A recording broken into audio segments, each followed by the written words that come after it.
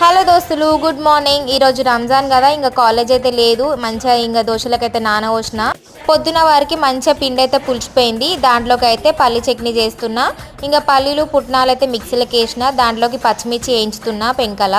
పల్లి చట్నీ మనకు టేస్ట్గా రావాలంటే పల్లీలు ఎక్కువ వేసుకోవాలి, పుట్నాలు తక్కువ వేసుకోవాలి. దాంట్లో కొంచెం జీలకర్ర, ఉప్పు, ఎల్లిపాయలు, పచ్చిమిర్చి వేసుకొని పట్టుకుంటే టేస్ట్ సూపర్ ఉంటుంది. పోసి లేకపోతే చట్నీ టేస్ట్ ఉండదు. పోసి అయితే కంపల్సరీ. ఇంకా దోశలు మనకి హోటల్ స్టైల్లో ఎట్లా రావాలనేది నేను నెక్స్ట్ వీడియోలో పెడితే తప్పకుండా చూడండి. ఇప్పుడైతే నేను దోశ మంచిగా కొంచెం కారము ఉల్లిగడ్డలు వేసుకొని వేసిన. సూపర్ వచ్చింది ఈ దోశ అయితే. మనకి కలర్ కూడా పర్ఫెక్ట్గా రావాలంటే కొన్ని చిట్కాలు అయితే వాటియాలి. ఇంకా మనకు అవసరం లేదు, నార్మల్గా వేసుకుంటాం అనుకున్న వాళ్ళకి ఇంకా వాళ్ళు ఎట్లా వేసుకున్నా సరే ఇట్లా కలర్ రావాలనుకున్న వాళ్ళకి కొన్ని చిట్కాలు నెక్స్ట్ వీడియోలో పెడతాది.